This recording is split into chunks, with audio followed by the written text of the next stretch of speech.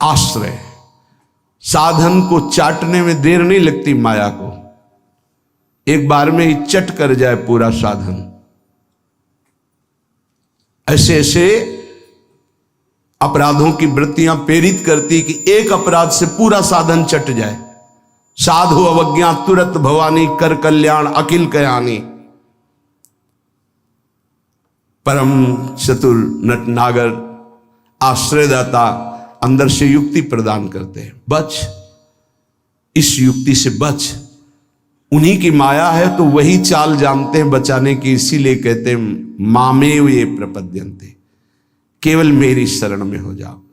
माया तो इतनी प्रचंड है कि भगवान को भी भगवान मानने के लिए तुम्हारे हृदय में स्थान नहीं रखेगी, स्थान ही नहीं रखेगी, इतनी मलिन वृत्ति कर देगी। तभी तो दुर्गति कराती है। अगर थोड़ा भी भगवान का आश्रय है तो भगवान उससे बचाते हैं, इस माया के तूफान से उसे बचा लेते हैं। हृदय में पुनः वृत्ति जांच कीजिए इस बात की कि अपने आराध्य देव की जगह कोई वस्तु, व्यक्ति, स्थान तो नहीं ले रहा है, क्योंकि इसी आश्रय से आपको भगवत प्राप्ति होगी। हम प्रार्थना करते हैं, इस बात को देख लीजिए। सब साधन एक तरफ, आश्रय एक तरफ। भगवान आश्रय को देखते हैं, वो हृदय से होता है। अगर बाहरी चूक हो रही तो मेरे प्रभु बड़े कृपा निधान हैं। ध्यान दीजिए, राहत ना प्रभु चित चूक किए की, करत सुरत सवार हिए की। हृदय से इसने मेरा आश्रय लिया, बस। प्रभु का चित्त इस बात से पक्ष में आ जाता है उस उपासक के कि इसने मेरा आश्रय लिया है। राहत न चित्त प्रभु चूक किए की, चूक हो गई, गलती हो गई, प्रभु बिल्कुल क्षमा कर देते हैं उसको, क्योंकि आश्रित है, मेरी दुरंत माया है, जानते हैं, क्षमा कर देते हैं। यदि साधन बल है तो हिसाब आपको देना पड़ेगा। आश्रित हो तो आश्रयदाता संभाल लेंगे। बड़ा सूक्ष्म विषय आश्रय का है, भागवत में इसका वर्णन है। भक्ति का तो ये मूल है, भगवत प्राप्ति का ये सिद्ध स्थान है आश्रय, हृदय में। अवगुण करे समुद्र सम, गणत ना अपनो जान, ना गणत। अगर बड़े अपराध भी बन जाए तो मेरी स्वामिनी जी गणना ही नहीं करती, मानती ही नहीं। क्यों? मेरी चूक है, ये तो मेरे आश्रित है। आश्रित की चूक मेरी चूक, ऐसा हमारे आराध्य देव का स्वभाव है। मेरे शरणागत की चूक मेरी चूक। जय विजय ने रोक दिया, सनकादि ने शाप दिया। प्रभु आए और कहा मेरे सेवकों के द्वारा किया हुआ अपराध मैं क्षमा चाहता हूं। मैं स्वयं मानता हूं कि मेरे द्वारा ही अपराध हुआ, क्योंकि सेवक का अपराध स्वामी का माना जाता है। मानो स्वामी ने ही अपराध किया। हृदय भर आता है प्रभु की इस आश्रयदाता वृत्ति पर। जय विजय से कहा तुम चिंता मत करो, तुम 3 बार अवतार लोगे, हम 4 बार लेंगे। भगवान ने 4 बार अवतार लिया। रावण कुंभकर्ण भगवान राम रूप से अवतरित हुए।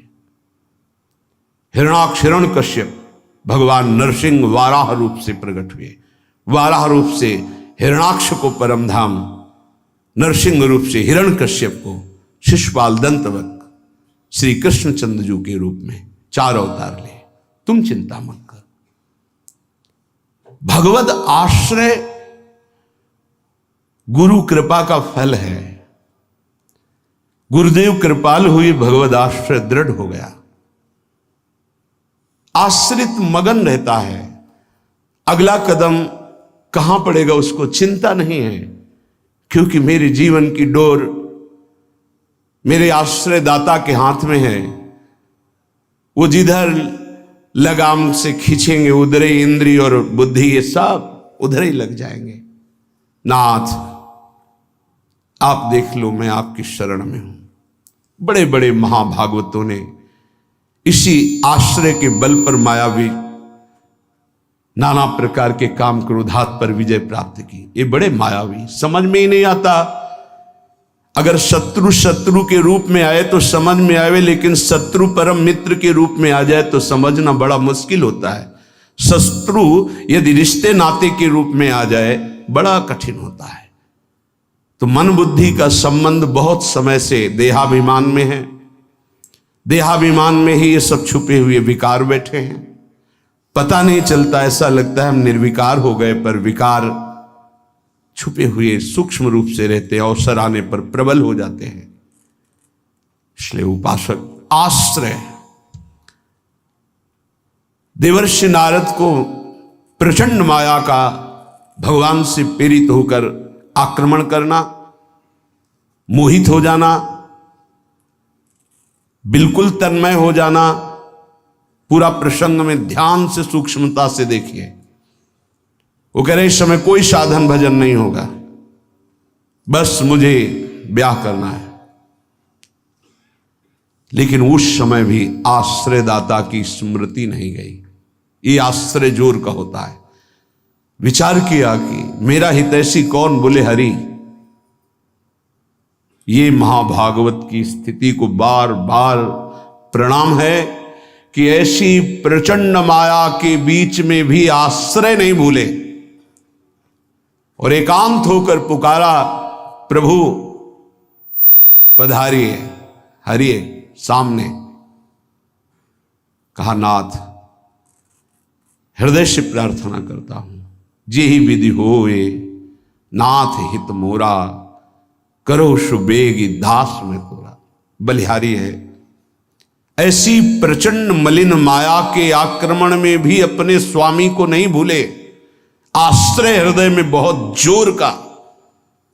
तो स्वामी ने कहा जे विधि हुई है परम हित। तुम हित की बात कहते हो? नारद, मैं अपने भक्त को कभी पतन के मार्ग में नहीं जाने देता। चाहे जितना उसका उपहास कराना पड़े, विरोध कराना पड़े, मैं ये सब सह लूंगा कि मेरे भक्त का उपहास हो रहा है, निंदा हो रही है, अपमान हो रहा है, पर मैं उसे पतन के गर्त में नहीं जाने देता। जाओ, जे विधि हुई है परम हित नारद सुनो तुम्हारा। तुम्हारा परम हित जिसमें होगा वही मैं करूंगा। और वही किया प्रभु ने, परम हित कर दिया। इसलिए आश्रय, आश्रित को किसी भी तरह से कोई भी परास्त नहीं कर सकता। खास बात यह है, जहां किसी ने आश्रित को यह देखा कि इसमें तो ना तप है ना बल है, तो वो ये नहीं देख पाया कि आगे तो आश्रित दिखाई देता, लेकिन गोद में बैठा है आश्रयदाता की। 5 वर्ष के प्रहलाद जी का चमत्कार कोई साधन भजन नहीं था। 5 वर्ष की तो आयु है, क्या साधन भजन है? गुरुदेव देवर्षि नारद ने आश्रय पुष्ट करा दिया गर्भ से ही। इतना जोर का आश्रय है कि इतनी भयावह परिस्थितियां आने पर भी मन डगमगाया नहीं। मेरे हरि हैं ना, मेरे हरि हैं, मैं उनकी गोद में हूं, वो कण कण में है। क्या दिव्य आश्रय! इसीलिए सारी दिव्यता प्रहलाद जी के जीवन में पाई गई। गुरुदेव नारद जी से पहले उनका स्मरण होता प्रहलाद, फिर नारद। प्रहलाद नारद पराशर पुंडरीक व्यासंबरी सुख सौनक भीष्मदाल ध्यान। सबसे पहले भक्तराज प्रहलाद जी का नाम, क्योंकि 5 वर्ष की अवस्था में निष्काम धर्म की चरम सीमा में आश्रय की भारी स्थिति में प्रहलाद जी को पाया गया। ध्रुव जी भी महाभागवत हैं, पर पहला नाम नहीं लिया गया, क्योंकि उन्होंने अटल पदवी की आकांक्षा की। निष्काम धर्म की चरम अवस्था प्रहलाद जी की। नरसिंह भगवान प्रकट हुए और पूरी लीला करने के बाद प्रहलाद जी को गोद में बैठाल के कहते, मेरी आज्ञा है, आप वरदान मांगो। हाँ प्रभु, आपकी आज्ञा का पालन करने के लिए वरदान मांगता हूं कि मेरे हृदय में कुछ मांग ही न रह जाए। ये क्या वरदान? मेरे हृदय में कुछ मांग ही न, आपको पाने के बाद अब क्या मांगू, क्या पाऊं? आश्रय, दृढ़ आश्रय, ये देहाभिमानी की समझ में नहीं आएगा। भगवद आश्रय, हृदय से आर्त भाव से जितनी दिव्यता वो सब आश्रय में विराजमान रहती है। इसलिए नाम आश्रय, धाम आश्रय, रूप आश्रय, लीला आश्रय, ये सब उसी परम आश्रय के खंभे हैं जिनके ऊपर प्रेम महल बनता है। इसी प्रेम महल में अद्भुत विलास और उसी में आपका प्रवेश, प्रेम विलास में। नाम रूप लीला धाम ये महल के खंभे हैं, प्रेम महल के। और आश्रय, दृढ़ आश्रय आराध्य देव का। कैसा दृढ़ आश्रय? यह जोरी अविचल वृंदावन, नाहिन आन सुकाज, नाहिन आन सुकाज, मेरे प्रिया प्रीतम, हमारे माई श्यामाजू को राज। देखो आश्रय, मेरे प्राणनाथ श्री श्यामा शपथ करो तृण छिए, कसम खा के कहता हूं, हृदय में केवल श्यामाजू का आश्रय। आचार्य चरण कह रहे, मेरी महारानी श्री राधा रानी, जाके बल में सब सो तोरी, नाहि नान सुकाज, शपथ करो तृण छिए, सब सो तोरी, लोक वेद कुल कानी, मेरी महारानी श्री राधा रानी। ये महान पुरुषों ने आश्रय को अपने हृदय की कृपा करके परिचय दिया, तब समझ। आश्रय सच्ची कहते हैं, आश्रय एकमात्र आश्रय नहीं। ऐसी धूल भरी आंधी कि तुम समझे नहीं पाओगे कि साधन कर रहे हो कि असाधन कर रहे हो। बहुत सावधानी की जरूरत है, क्योंकि चित्त द्रवित हो जाता है। द्रवित चित्त में जो भी संस्कार डालोगे बहुत जोर के होते हैं। जैसे मोम को पिघला दिया जाए, फिर उसमें जो छाप लगाई जाए वो बहुत जोर की लग जाएगी।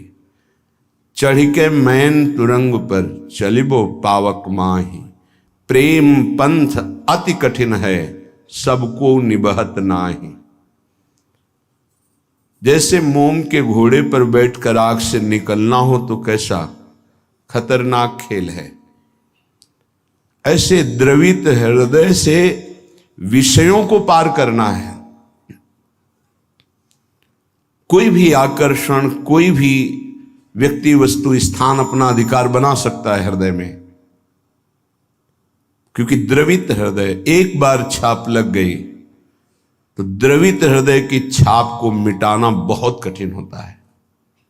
इसीलिए उपासक को जब वो असावधान होकर विषय में फंस जाता है तो बहुत ही आसक्त चित्त पाया जाता है, क्योंकि वो निर्मल द्रवित हृदय का सीधे हृदय से प्यार करता है, वस्तु से, व्यक्ति से, स्थान से। नहीं तो हिरन कोई प्यार की वस्तु जिस प्रेम के कारण अपनी रानियों का, पुत्रों का, राज्य का, समाज का त्याग कर दिया, उस प्रेम के आगे हिरन क्या चीज था। पर द्रवित हृदय, छाप लग गई, अगला जन्म हिरन का हुआ। द्रवित हृदय उपासक का होने लगता है। मलिन हृदय की छाप तो मिटाई जा सकती है, ये सूक्ष्म विषय है। विषयों में खेल रहा है, कोई भगवान से मतलब नहीं, तो जब जगेगा तो उसका हृदय साफ किया जा सकता है।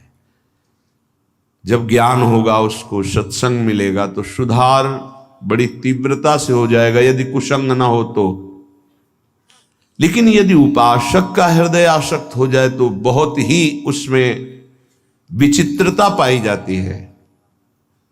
जैसे द्रवित हृदय किसी रूप में फंस जाए, शरीर में फंस जाए, वस्तु में फंस जाए, उसकी एक विलक्षणता होगी उपासक की। जैसे वो प्रभु की तरफ चला था वैसे ही विषयों में अनन्य होकर के चलने लगेगा। द्रवित हृदय बिल्वमंगल जी चिंतामणि में अत्यंत आसक्त, हटे, प्रभु में मन को लगाने की चेष्टा की, लगा, फिर वैसे ही एक नववधू को, फिर वैसे ही नवीन आसक्ति, अर्थात वो अभी हृदय से छाप मिटी नहीं थी। इसीलिए उन महापुरुष ने अपनी दोनों आंखों को ही विदा कर दिया। मेरे नाथ से तू फिर मुझे विमुख किया, अब संसार को देखूंगा ही नहीं। दोनों आंखें फोड़ ली। द्रवित हृदय अत्यंत आसक्ति, ये विषयी पुरुष नहीं कर सकते ऐसी आसक्ति, वो विषय में भी ऐसी आसक्ति नहीं कर सकते जैसी उपासक आसक्ति करेगा। इसलिए बहुत सावधान, उपासना के मार्ग में अपने आराध्य देव की जगह किसी को नहीं देनी चाहिए। उनकी जगह कोई है ही नहीं, समान ही नहीं, तो बढ़कर क्या है। पर सही मानिए हम अपने आराध्य देव से बढ़कर किसी को स्थान दे देते हैं, वो चाहे कोई शरीर हो, वस्तु हो, स्थान हो, कुछ भी हो। इसका परिचय यही कि अपने आराध्य देव के स्मरण का महत्व नहीं रहा, स्मरण छूट रहा है, स्मरण छूट गया और तुम राजी हो। तद स्मरणेन परम व्याकुलतेत, इसका मतलब तुमने अपने आराध्य देव से बढ़कर कुछ मान लिया। बड़ी मलिन बुद्धि है, बड़ा मलिन मन है। इष्ट कृपा, गुरुदेव कृपा अवसर आता है मुक्त होने का। इंद्रियों को संयम में कर कर प्रेम समुद्र में डूबने का, पर धिक्कार है ऐसे मन को, ऐसी बुद्धि को जो पुनः मलिन भोगों में फंसा देती है, मलिन संसार के राग में फंसा देती है।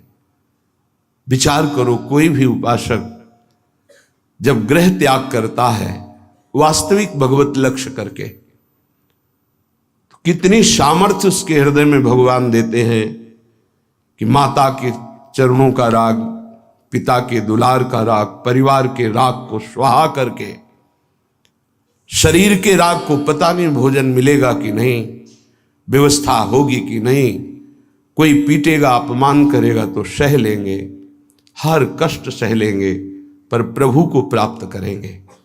हृदय का लक्ष्य ये होता है हर उपासक के, जो ग्रह त्यागी होता है, जो वैराग्यवान होता है, जो भगवत मार्ग का निश्चय करने वाला होता है, इतना सुंदर दृढ़ संकल्प करने वाला, फिर किस वस्तु व्यक्ति स्थान का महत्व रखता है? किसी का नहीं। तो फिर क्यों आसक्त हो जाता है? बड़ी लंबी लंबी यात्रा करके भगवत मार्ग की, फिर किसी क्षुद्र विषय में विश्राम मानने लगता है, मनोरंजन करने लगता है। जहां दिन प्रतिदिन वैराग्य बढ़कर के उपरति की स्थिति में आना चाहिए, वहां वैराग्य घटकर राग की स्थिति में आ गया। किसी वस्तु, व्यक्ति, स्थान की प्रियता ने अधिकार कर लिया हृदय में, ये भारी विडंबना, माया का प्रबल आकर्षण। बड़े कृपा पात्र हैं, उनके चरणों की वंदना करता हूं जो उपासक अपने आराध्य देव की जगह किसी को नहीं देते, अपने आराध्य देव के समान किसी को नहीं समझते, अपने आराध्य देव के लिए सर्वस्व त्रिभुवन के पद भोगों का त्याग कर देते हैं। सतरति सतरति सा लोकान तारयति, वो तर जाते हैं, वो लोगों को तार देते हैं। ऐसे महापुरुष बिरले होते हैं। भगवत कृपा से जो मार्ग मिला है वही मार्ग है। मम भक्ति युक्तो भुवनम पुनातु, मेरी भक्ति से युक्त हृदय वाला संपूर्ण लोकों को पावन करने की सामर्थ्य रखता है। चूक अपने लोगों से अब ये नहीं होनी चाहिए कि आराध्य देव की जगह किसी को दे दें। इसे बैठा लीजिए हृदय में। हृदय इतना ताला लगा के रखिए सुरक्षित कि हृदय में आराध्य देव की जगह कोई ले ना पावे। विश्वास कीजिए, बहुत प्रचंड भगवान की माया है, उन्हीं की है, इसलिए वो इतनी समर्थ है कि उनके स्थान में किसी को भी बैठाल सकती है। बहुत से नीच नीच वृत्ति को, बहुत से नीच नीच वृत्ति को, विश्वास कीजिए इस बात पर। अगर भगवान का आश्रय है तो साधु समागम मिलेगा और आपकी चूक का तत्काल सुधार होगा, तत्काल सुधार होगा। पर यदि अहंकार युक्त साधन रहा है तो लंबे समय तक तुम्हें जलना पड़ेगा।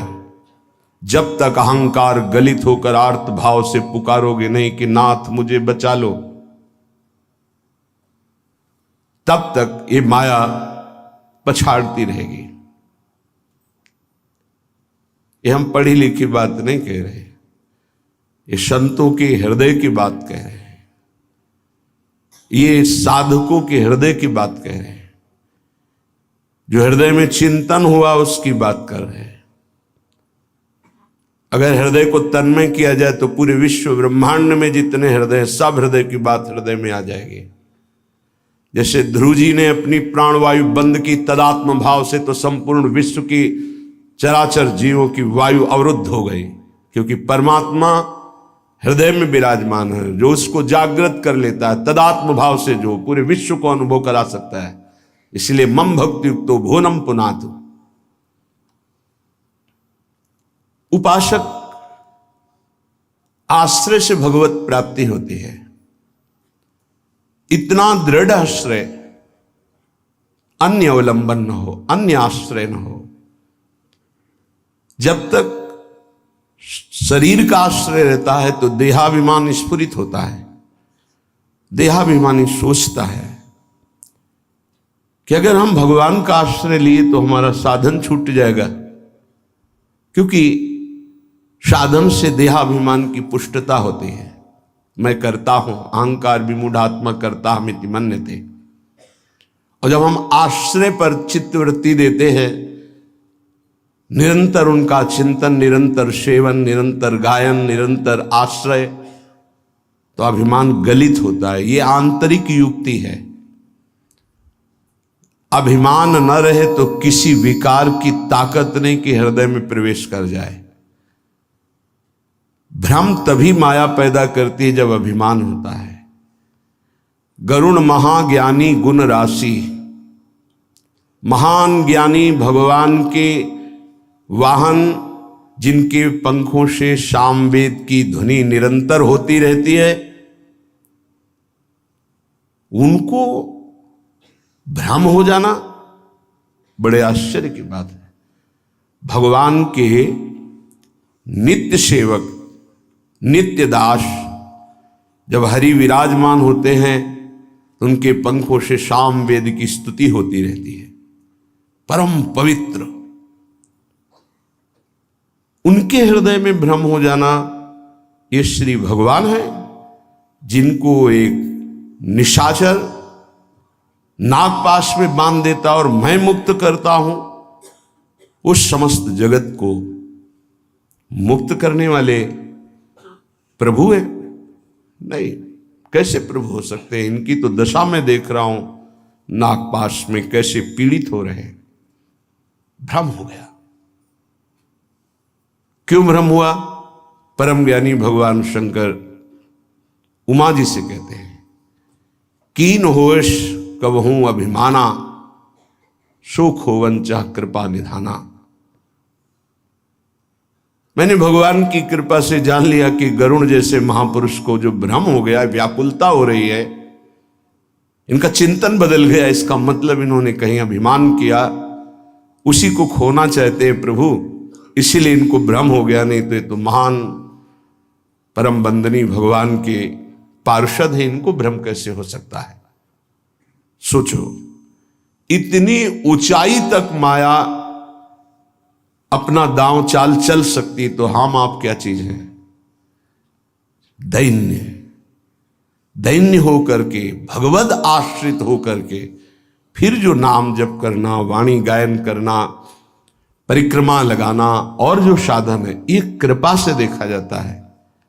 इसमें अहम नहीं होता, मैंने किया, मैं ऐसा नियम लिए हूं, मैं ऐसा संकल्प किए हूं, मैं करता हूं। नहीं, मेरे स्वामी, मेरे आराध्य देव मुझसे नाम जपवा रहे, परिक्रमा लगवा रहे, धाम वास करवा रहे, किंचन मात्र अहम नहीं।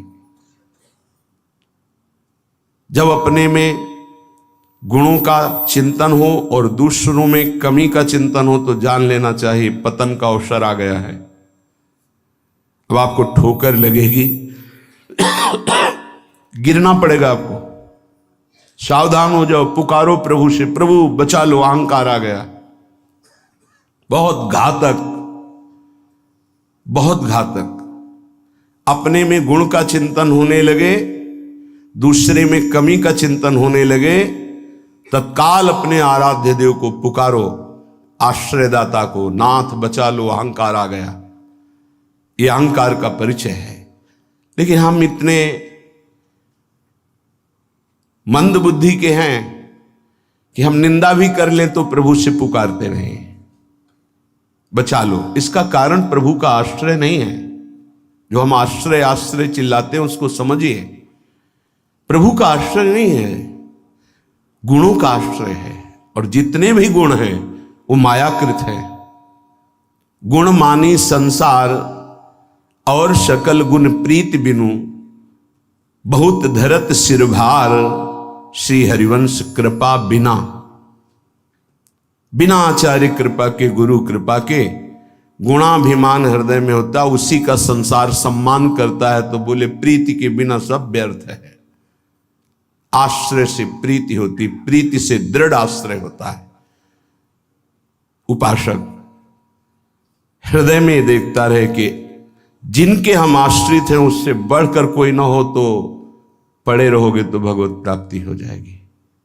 हमारे शब्द को बहुत बिना किसी तर्क के, क्यों में के इसे स्वीकार कर लो। यदि आश्रय दृढ़ है हरि का, एक ही उपाय से माया से मुक्त होने की बात भगवान ने कही। मामेव ये प्रपद्यन्ते माया मेताम तरन्तिते, इसमें कोई दूसरा शब्द नहीं बोला।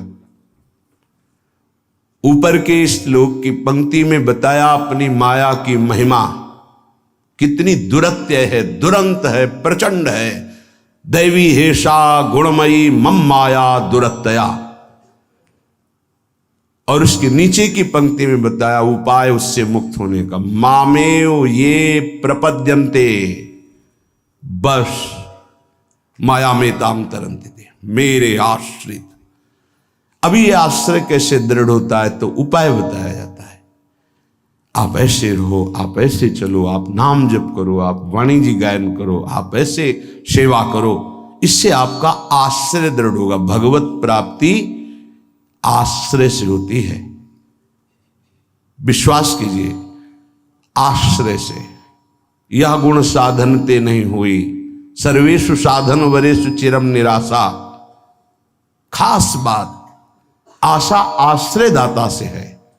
आशास्य दास्यम वृषभानुजायास। हमारी आशा स्वामिनी जी से है।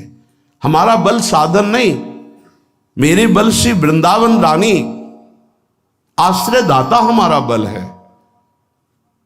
फिर हम साधन भजन क्यों करें? क्यों करना और करना, ना करना और करना, ये अब तुम्हारा विषय ही नहीं। तुम तो आश्रित हो।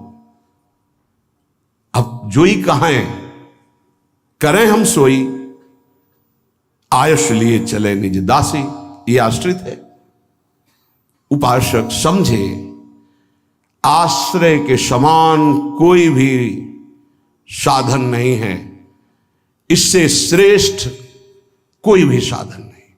आश्रय, भगवान एकमात्र आश्रय को देखते। आश्रय, अगर अंदर से भगवद आश्रय है तो माया विशेष विशेष प्रकार की चालें चले, तो परम खिलाड़ी नटनागर प्रभु उसके हृदय में बैठकर बचाव पक्ष की युक्तियां देकर बचा लेते हैं।